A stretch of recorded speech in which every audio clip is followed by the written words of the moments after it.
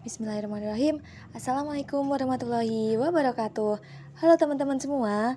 Kami dari kelompok 8 yang beranggotakan saya sendiri Muslika Wahyu Istiana dengan NIM 205221071 dan teman saya Putri Gina Aprilia dengan NIM 205221370 dan teman saya Mira Reifagea dengan NIM 205221354.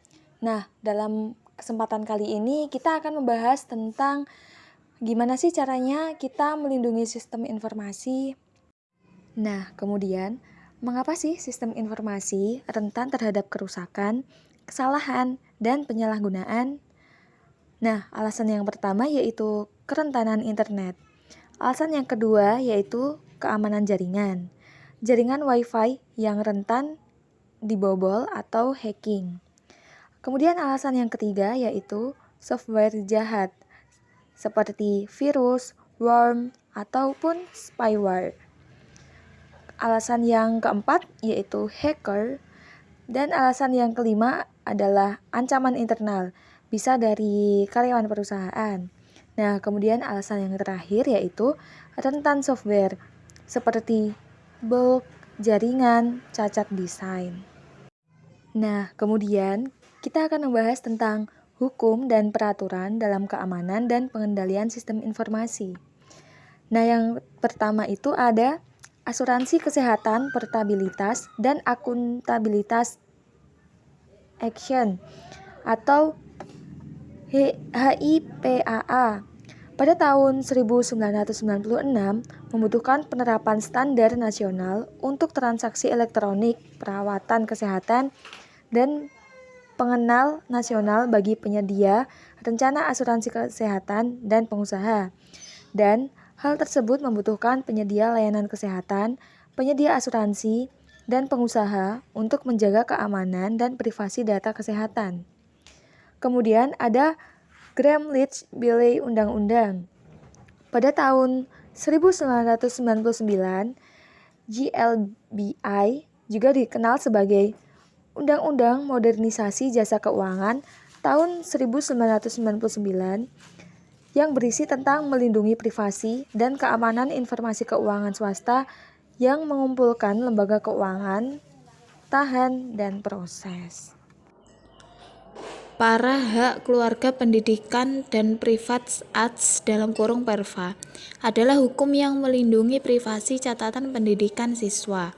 Hukum berlaku untuk semua sekolah yang menerima dana di bawah program yang berlaku dari Departemen Pendidikan di Amerika Serikat. Sarbanes-Oxley Act of 2002 (SOX) yang mengharuskan perusahaan publik untuk menilai efektivitas pengendalian internal mereka untuk pelaporan keuangan dalam pelaporan tahunan mereka mengajukan pada akhir setiap tahun fiskal. Petugas informasi kepala bertanggung jawab atas akurasi, keamanan, dan keandalan sistem yang mengelola dan melaporkan data keuangan.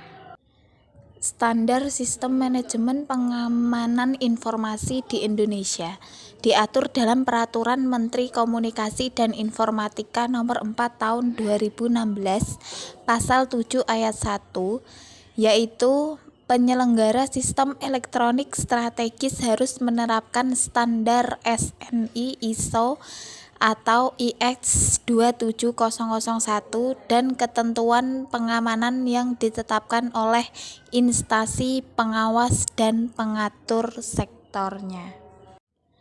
Apakah yang menjadi komponen dari kerangka kerja organisasi untuk keamanan dan pengendalian? Yaitu perusahaan perlu untuk membangun serangkaian kendali baik umum maupun aplikasi bagi sistem informasi mereka. Penilaian risiko mengevaluasi aset informasi, mengidentifikasi titik dan kelemahan kendali, dan menetapkan kendali yang paling efektif. Perusahaan juga harus mengembangkan kebijakan dan rancangan keamanan perusahaan guna melanjutkan operasional bisnis saat bencana dan atau gangguan terjadi. Audit pada SIM membantu organisasi untuk menetapkan keefektifan, keamanan, dan pengendalian pada sistem informasi mereka. Ada 4 sarana dan prasarana untuk menjamin sumber-sumber informasi. Yang pertama ada firewall, yaitu mencegah pengguna tidak sah dari mengakses jaringan privat ketika dia terhubung dengan internet. Yang kedua ada antivirus, memeriksa sistem komputer dari infeksi virus worm dan biasanya menghilangkan perangkat lunak berbahaya. Dan di sisi lain perangkat lunak anti-spyware menghancurkan spyware yang mengganggu dan berbahaya. Yang ketiga ada sistem deteksi gangguan, untuk memantau dari jaringan lalu lintas jaringan mencurigakan dan percobaan untuk mengakses sistem komputer.